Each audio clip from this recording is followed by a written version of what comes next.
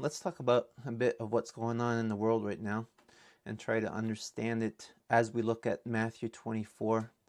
There's been so much going on and at a very fast rate, and it's global. So all the signs point to a close end. When we look at the signs that Jesus has given for the end times and things that will happen, all these things have happened over many years or thousands of years. So we've always been in the end times in that respect. But things have sped up. And just like he says that these are like birth pains. So the child is going to be born. As the birth pains get more and more severe and quicker, we know that we're coming closer to the end. We should understand that things are going crazy around the world, like everywhere. Literally, things are going crazy. To make a list of all the things that are happening would take too long. And just this morning, I read about China and India fighting. India killed a bunch of Chinese soldiers, and so there's real tension there. It's the first time in many years that they've actually killed each other at the borders around Kashmir, I think it is, in the north there. Crazy things happening. North and South Korea right now. North Korea just blew up their communication building. Like they no longer communicate with each other. Just read this morning, and I think it's Dijon, France. Let me just check that for you. Yeah, Dijon, France this morning. There's incredible violence going on here between two gangs of ethnic backgrounds, the Chechens. So a gang of Chechens against a gang of North Africans. We're talking about hundreds of people on the streets with guns, with knives, with fighting each other. We don't even need to mention what's happening in all the cities across the United States, and all that in the name of love, like in the name of peace and humanity and moving on to a better world. Like it's just absolutely nuts what is happening right now. And so there's real division happening, and this division is caused. It's an intentional division by the media. They want ethnicities to rise up against ethnicities. This is an absolute plan. Like, you cannot miss the fact that this is made up, and it's all happening after this 2 or 3 months lockdown, where people have fear for the future. They've lost their jobs. They have no income. They're watching media 24 hours a day, so they're reacting to these things. And the media purposefully puts out visual videos of people being killed. And they purposely put out these videos of black people going around and making white people kneel, and the leaders kneeling, and just purposely creating tension among ethnicities. And so there's problems everywhere around the world right now. In Nepal, like there's a bunch of people died in my near my wife's district, and they're saying it's because of the caste system. Well, we don't know that. Luckily, the police said, well, we're going to investigate that first. We're not just going to say it's because of the caste system. And my wife said, well, it most likely is not, because it involves all kinds of different castes. So there's probably something else going on. But we see it everywhere, that the media is instigating problems. They're pushing problems. They're pushing narratives to bring up people against people, and they're using ethnicities to push. Oh, the white people are bad. Oh, the black people are bad. Oh, this person's bad, so that they will rise up against each other. And we know the end game. We know it's exactly what happened in World War II.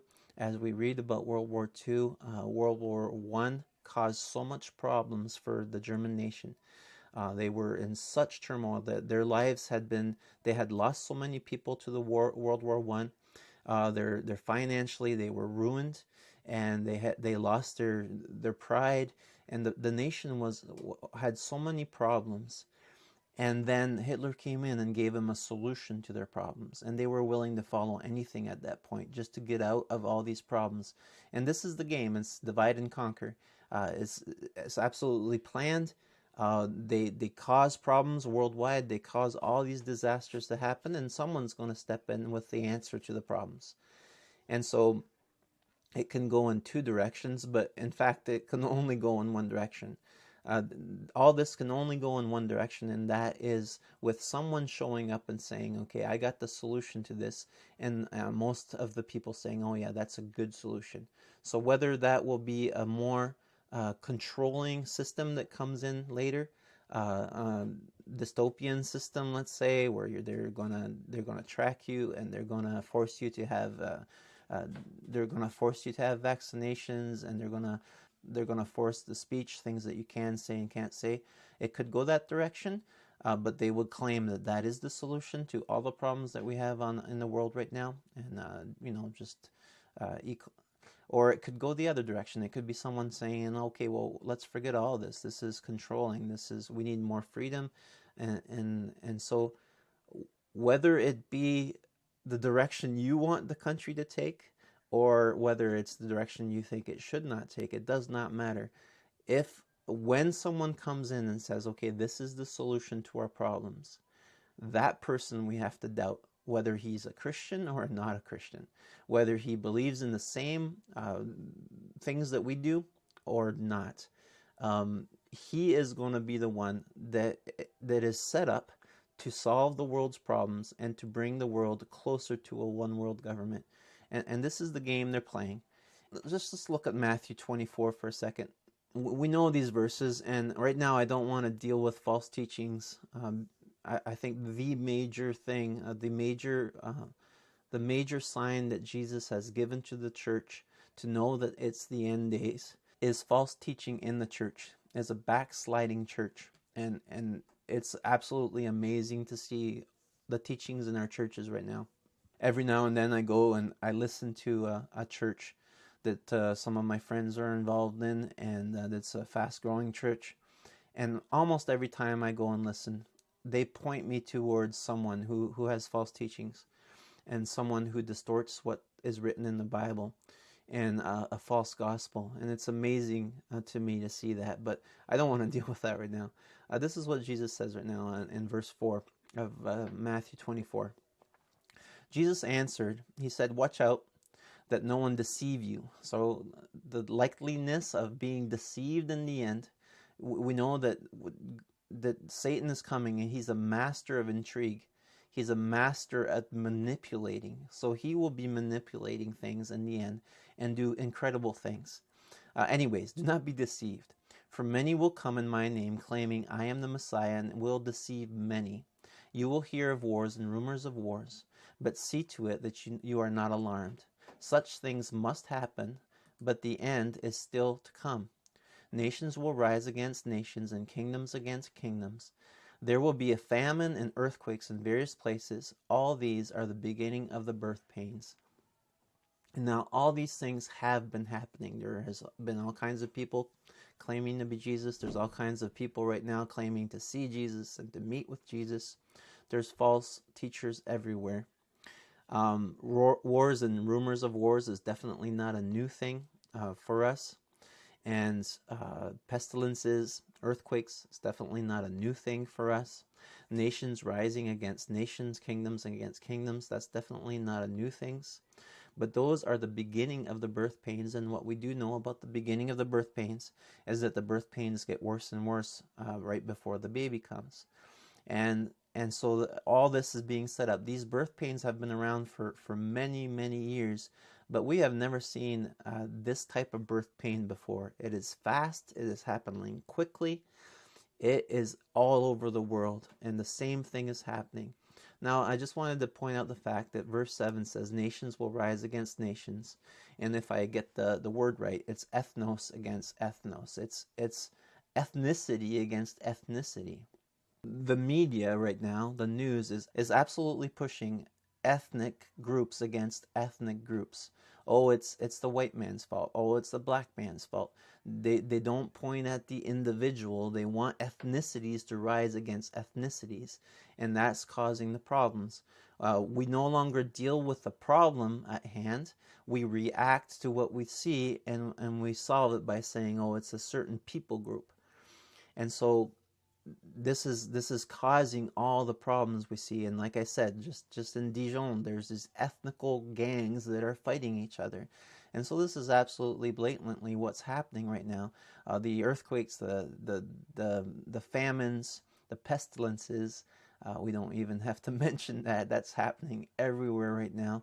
And no matter what you believe about the origins of this, you cannot deny the fact that crazy things are happening across the globe at a very fast rate. Things are evolving extremely rapidly right now, and the media is pushing for it. They are not helping in bringing calmness to the situation. We can almost guarantee the fact that there will be someone coming in with a solution.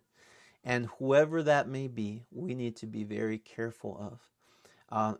And personally, I believe that it's going to be someone that's going to be more of the freedom type person. That we personally, or I personally, would be like, oh yeah, all right, like less control.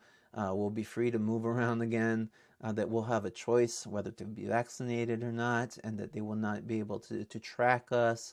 That we have freedom of speech, that we're allowed to speak out what we believe, and that we can communicate instead of yelling at each other. We can just communicate what we believe.